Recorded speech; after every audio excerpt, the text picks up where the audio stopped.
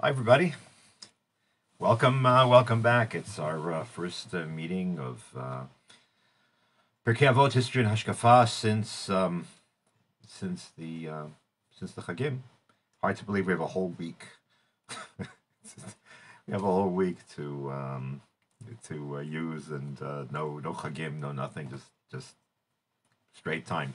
And in fact, I was thinking about it that it's not inappropriate that the mission that we're going to discuss today actually, I think relates directly to the challenge posed by the month of Mar Cheshvan. Let me explain.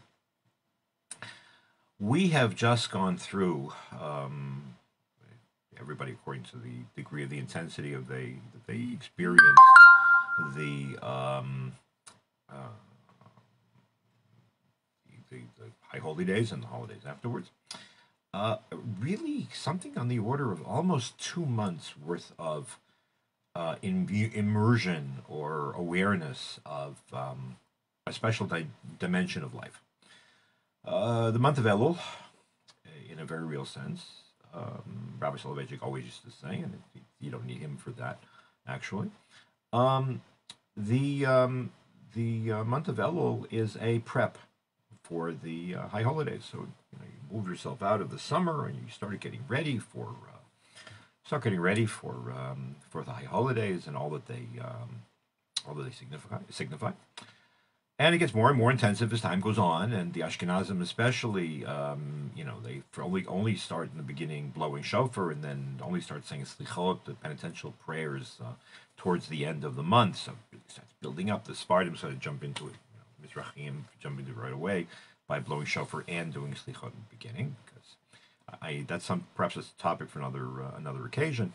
The modality of Mizrahi spirituality is different than that of Ashkenazim. Anyways, both traditions, start building up. You get to Rosh Hashanah, and then it gets more and more intense. I mean, Rosh Hashanah is half holiday, half holy day, and then the 10 days of penitence build up, build up, build up until you get to Yom Kippur. You get to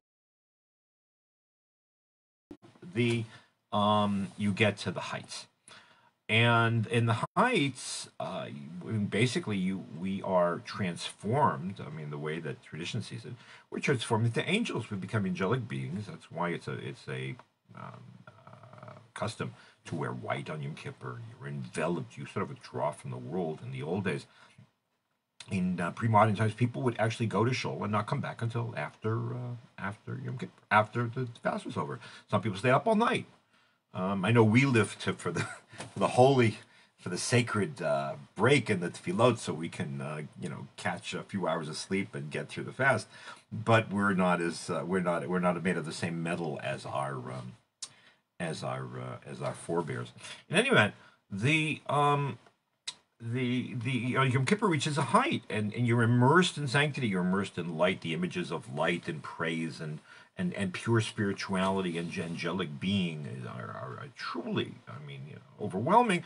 And then at the end of Yom Kippur, there is this beginning of a letdown. You blow shofar, and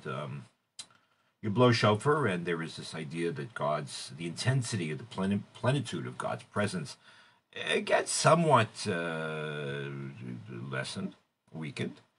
And then you go into Sukkot. Sukkot is a festival in a very, very real way of the happy and successful resolution of the process that started on Rosh Chodesh Elul. In other words, we're celebrating Yom Kippur. We're celebrating that we hope that God really forgave us, and we're having no opportunity. But the sukkah itself is a funny kind of animal. First of all, what it symbolizes, you'll see in a minute what this has to do with the Mishnah. The sukkah, there is a famous point of point of dispute between the second century sages Rabbi Akiva and Rabbi Eliezer as to what do the sukkot denote. Seemingly, it's not even. It's not. It's a non-starter. I mean, what do you mean? What do they symbolize? They symbolize, tents. That's how the Ki Basukot Shavtit B'nei Yisrael Me'eretz Mitzrayim. God says I took you out in collapsible tents. What's to break your head over?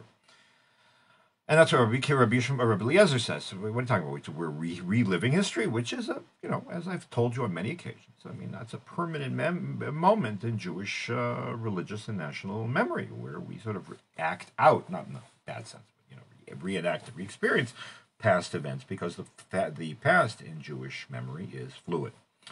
Rabbi Akiva didn't like that. He said, "Nah, that's not it. What is it? It is the Ananei Kavod." The Sukkah embodies, represents, reminds us of the fact that when the Jews were in the desert, they were surrounded by God's presence, by the clouds of glory. Clouds of glory. What's that? It's a sort of a tangible sense of, despite the fact you're out in the world, you're out in the desert. I mean, the desert is really sort of like nowhere, right? I argued, by the way, that how should I put this? The airport terminals are also nowhere, but that's another kind of nowhere.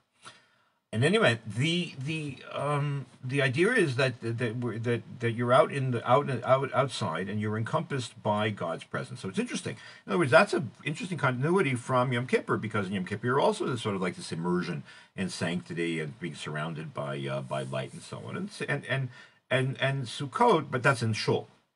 Here you're out in the world, and you have sort of like this experience on the one hand of being outside and being exposed and yet being protected. And then Sukkot is over. Okay, you go back in the house and you celebrate the Torah and so on. And then there's nothing. Nothing. Cheshvan blank, gornished. Nada, niente. Non c'è niente. There's absolutely nothing there. No holidays. No. Well, there are different explanations why isn't there no holiday in Cheshvan. Some people say we need a break. Other people will say that it's sort of like that the rabbis were careful not to make holidays and not to assign holidays to Cheshvan, because Yerav Jeroboam, who split the Jewish community, split the tribes of Israel, he led the great revolt against Rechavam and set up the 10 tribes and put up golden calves in Beit El and in Dan. His central holiday that he made everybody go to for his idols was in Cheshvan, so Cheshvan is off limits. And yet there are those who say, on the other hand, that you need 1 month with no holidays, because that's the holiday. That's when the Mashiach is going to come, which has got all kinds of implications, but not for now. Let's go with the fact that there's nothing there. It's Cornish, because you need a break. Or maybe it's more than that. And maybe I'd like to suggest, and now we come to the Mishnah. It only took me 8 minutes.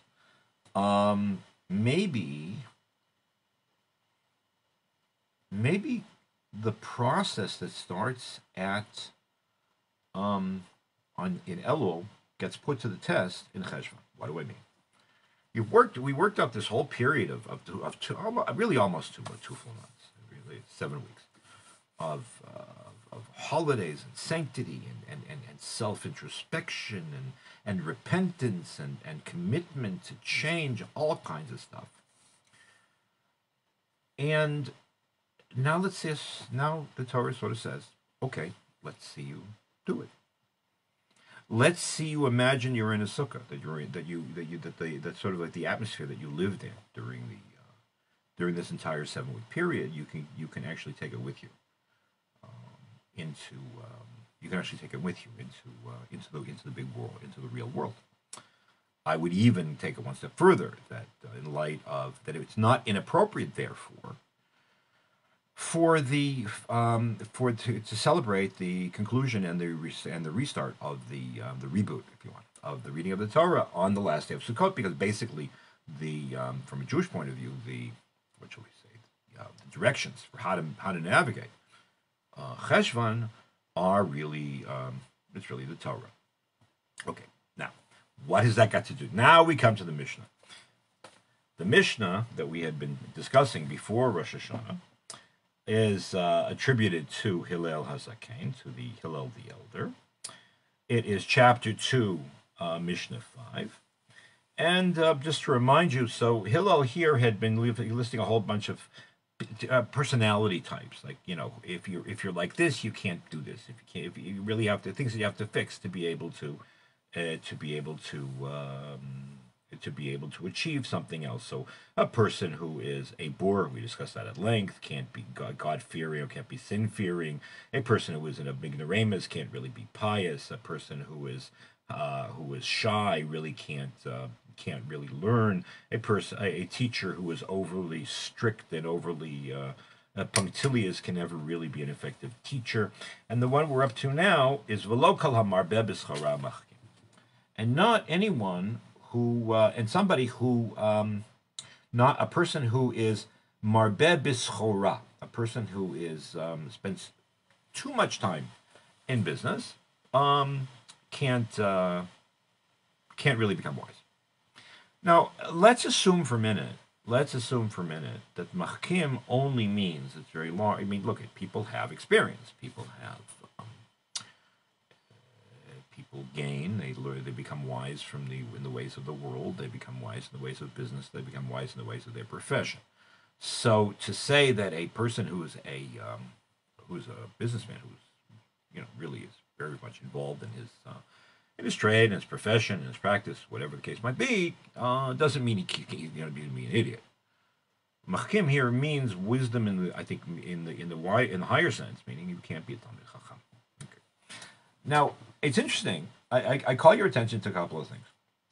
It doesn't say, Hillel doesn't say, lo kol hamit asek baschora machkim. It doesn't say somebody who's in business can't become a wise person. Why? All he says marbeh, you overdo it. We'll see what that means. Because again, we're coming back to this. This is something which is this tension. This is an issue of tension which constantly arises throughout Pirkei Avot. We've seen it so many different times. How do you balance this world and the other? How do you balance spiritual concerns, religious concerns, things that belong to the next world, and your requirements and your responsibilities and your religious responsibility, your religious obligations to live in this world? That's the challenge of Cheshvan. Because we've been on, and that's what I'm trying to say. And Elul and Tishrei sort of gives you, what's the word I'm looking for? Training wheels. The Sukkah is training wheels and living outside. Here, now you're on your own. And the question is, how are you going to balance it? Schora you must do. Business you must do. But not too much. Kol hamarbeh b'schora. Lo ham kol hamarbeh b'schora. If you overdo it. Interestingly, the rabbis, when they rephrase this on a number of occasions, say that the Torah is never found among sachranim and tagranim. It doesn't say. The word for merchants are socharim and tagarim. Those are the proper words. So what's a tagran? What's a sachran? That's a person who really is totally non-compartmentalized. He's totally not compartmentalized, but that's all he does. He's totally involved in business, 24/7.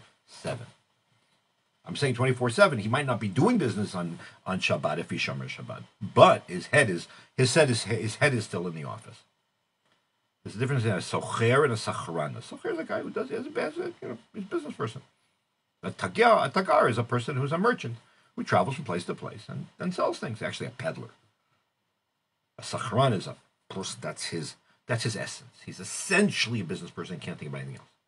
A tagran is a person who's every waking, maybe not even waking, maybe when sleeping too, is devoted to thinking about business concerns. That kind of person can never become wise. Why? Because it's overwhelming.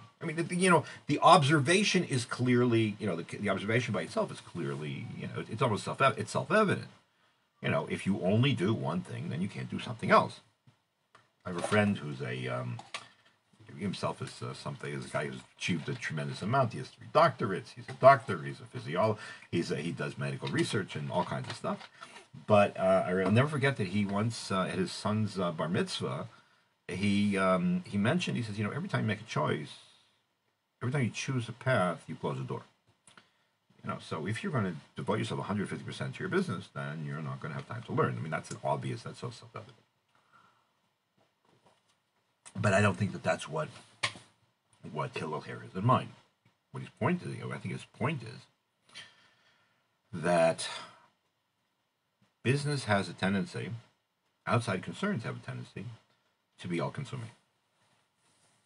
They have a tendency to be all-consuming, both emotionally as well as just practically. Emotionally, because the more you make, the more you're involved, business has a tendency, we have to. A friend of mine pointed out to me a long time ago that if businesses don't grow, then they die.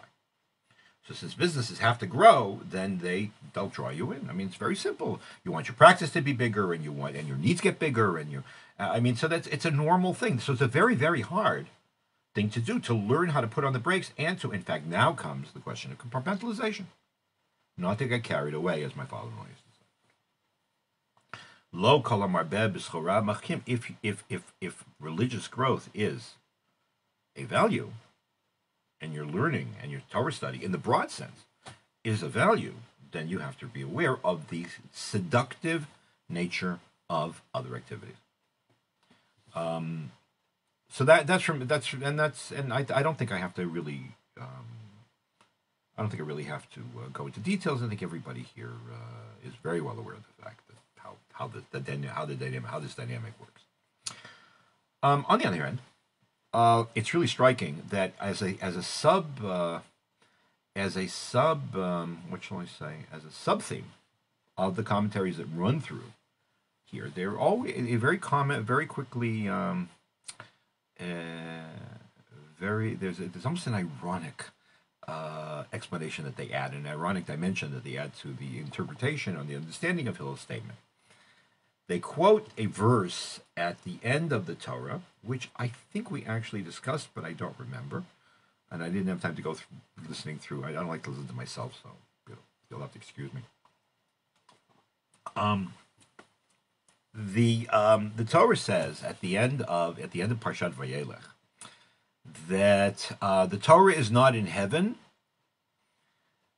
as if to say, you have to go to heaven to go get another Torah or go get it. It's right here. And it's also not at the other end of the seas. It's not in if you're sitting in Eretz Yisrael, it's not in Spain, and it's not in China, it's not wherever, it's not in America. It's accessible. You don't have to travel a long way to go. Now, the point of the verse, and that's how it's invoked usually, is to say that the Torah is right there for you. All you have to do is to really just reach out and make the commitment to study Torah. Okay, very nice. The Talmud, and more interestingly, the many of the commentaries, the medieval commentaries in particular, but the truth of the matter is that it's not really, that it's certainly appropriate for contemporary life as well. Lo me'ever layam, they say the Torah is not me'ever layam. In other words, if you have to travel for business, you might as well forget about ever becoming a Talmid Chacham. You might as well forget about studying Torah, because most merchants, especially in the Middle Ages, when they would go away, they'd go away for years. But the truth of the matter is, even people that commute to their jobs in Europe or in America or in Israel, whatever the case might be, it's exhausting, and travel is exhausting, and the assumption is that if you have to run around like a crazy person, then you're not going to like a fasamta mois, my mother would say, a drugged mouse. You're not going to have time to have the sort of the composure to be able to study. Now, the truth of the matter is that there's a lot to that. Travel is exhausting. I haven't been out of Israel in over 2 years. It's very strange because I didn't travel a lot, but I traveled a fair amount before Corona. And the truth of the matter is, without running around, there's a lot more time, a lot more composure to be able to do things of a more rarefied nature. Anyways, Um, the point is that that nevertheless, this objection may not be relevant anymore, at least in a minimal sense. What do I mean? I mean, because we live in a one of the pluses of social media and the pluses of the digital age. There are a lot of minuses, tons of minuses, and I've talked about a lot of them here. But the one of the pluses is that travel is no longer any kind of excuse for not studying Torah. Men, women, doesn't matter. Everything is at your at your fingertips. There are myriads of shiurim in every language known to man. There are myriads of websites. Every single major text that in Torah, from Chumash all the way down to the latest responsa, are available, and many of them, and philosophy, many of them are available in digital form and in English, or in French, or in Italiano, grazie Dio, and in all kinds of other languages. So that issue, lo kol amar be'bizcha, at least that disadvantage, really no longer holds. At least as far as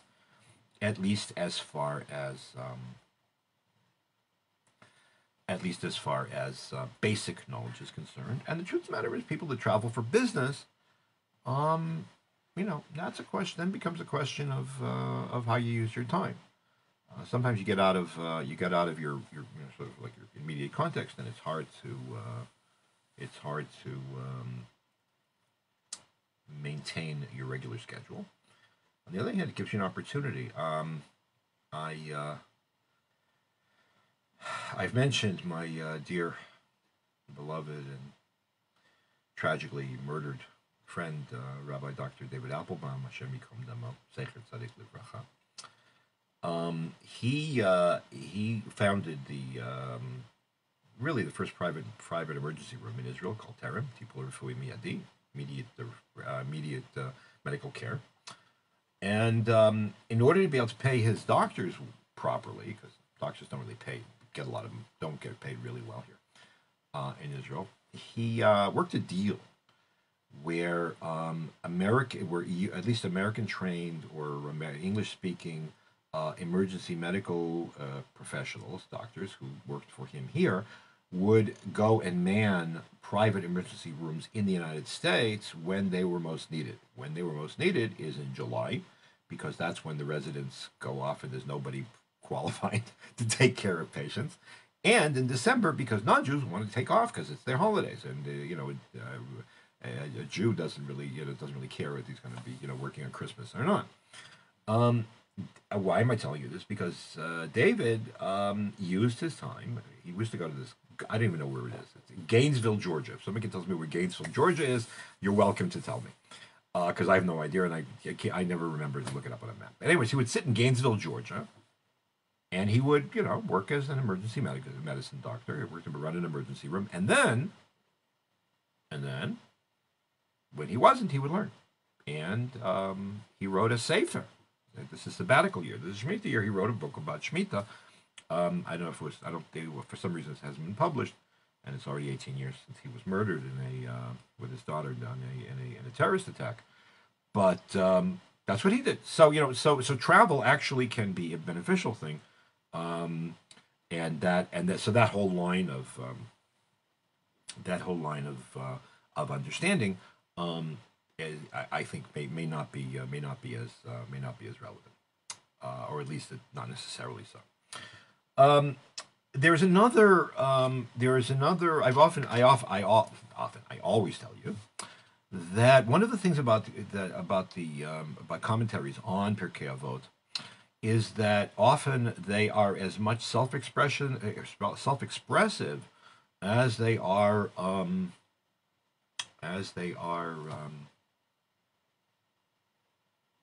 interpreted. In other words, they tell you as much about the concerns of the commentator and the times in which he lived. And, we'll soon see. I'll be able to say he or she lived.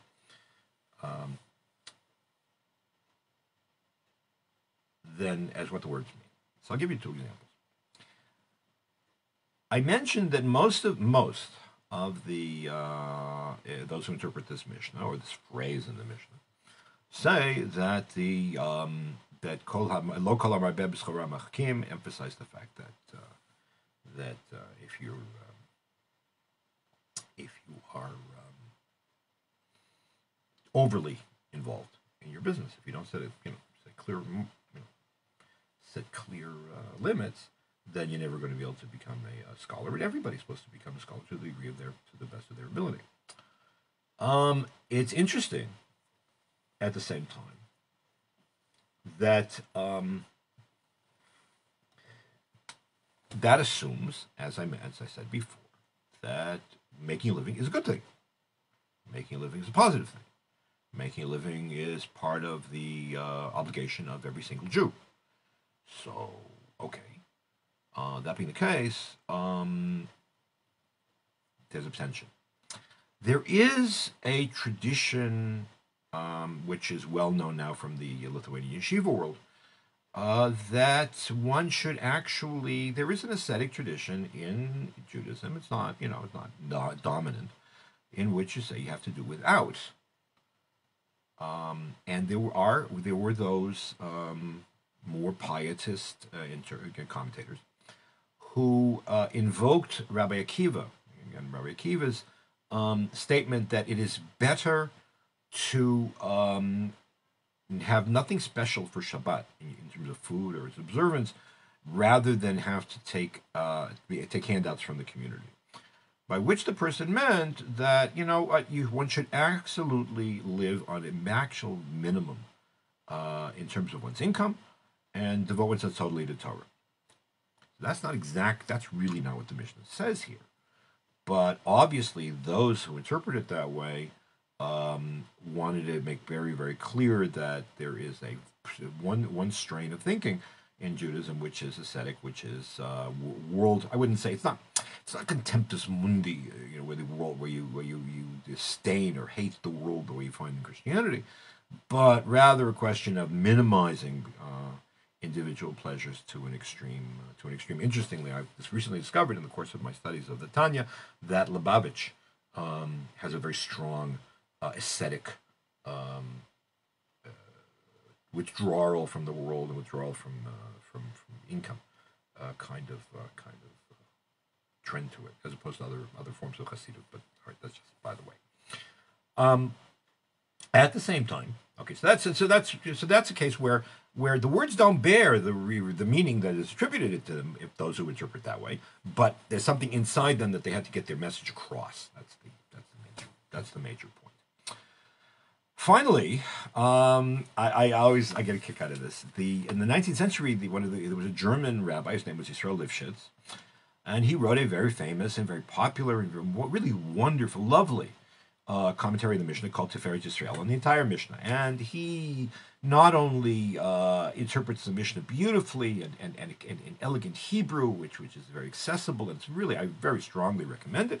He also likes to go on these long, sort of like excursi. He goes on these long digressions, and very often, they are actually of contemporary note. In other words, he talks about stuff that bothers him. In one case, he talks about the impact of nascent bacteriology for halacha.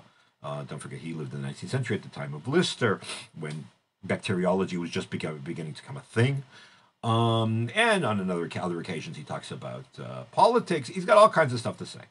So, because he's a person who's really out there, and he says what he thinks in terms of contemporary issues, he says, "Lo kol ha'marbeh b'schora machkim." He says, you got to be very careful.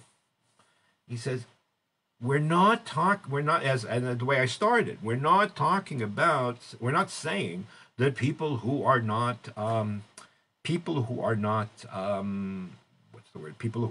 actually just involved in their professions and their businesses, that they're stupid, that they can't be smart. No. He says, first of all, any significant economic endeavor, whether it be professional or commercial, requires, and he uses the word haskalah, requires education, requires training, and leads to wisdom, and deserves respect. And one shouldn't, it's interesting what's bothering him. one shouldn't denigrate, one shouldn't demean, one shouldn't devalue or not value people who have experience, people who have life experience, people who know how to do things in their chosen careers. Lo kol hamarbel b'schora machkim means that there are different types of wisdom, and all kinds of wisdom are valuable, but we're talking here about Torah wisdom in particular. And that's really interesting, coming from a guy who's living in Germany when German Jews are beginning to go to university and they're beginning to get out in the world, and they're reading not only Chumash but Schiller and Goethe and so on, so that and going to concerts. So you're already, in other words, he sees this line and he says, he feels he has to protest the legitimacy of a nascent sort of modern Orthodox, as we call it, or neo-Orthodox worldview, which is very, very different, very starkly different than what we discussed until now. Okay, that is it for today. Next week we will talk about one of the most commonly cited and I think often misunderstood statements. If there's in a place where there are no men, try to be a man. In the meantime, this class has always for the last almost a year and a half, is being brought to you by the Tel Aviv International Synagogue, headed by the inimitable Rabbi Ariel Constantine. And you are welcome, invited, please, to share the shiur on social media. I'm going to be putting it up on. I'll be putting it up on my Facebook page. It's on my Facebook page already. I'll be putting it up on my story on Instagram, on YouTube, and an MP3 version will be available on YU Torah. And let me know what you think. Comment, please comment. Let's. What do they say on the Tikva podcast? Let's push this community of ideas. I'd like to see us grow and expand the conversation. In the meantime, be well. Enjoy a full week of no holidays, and we will see you. We'll see you next time.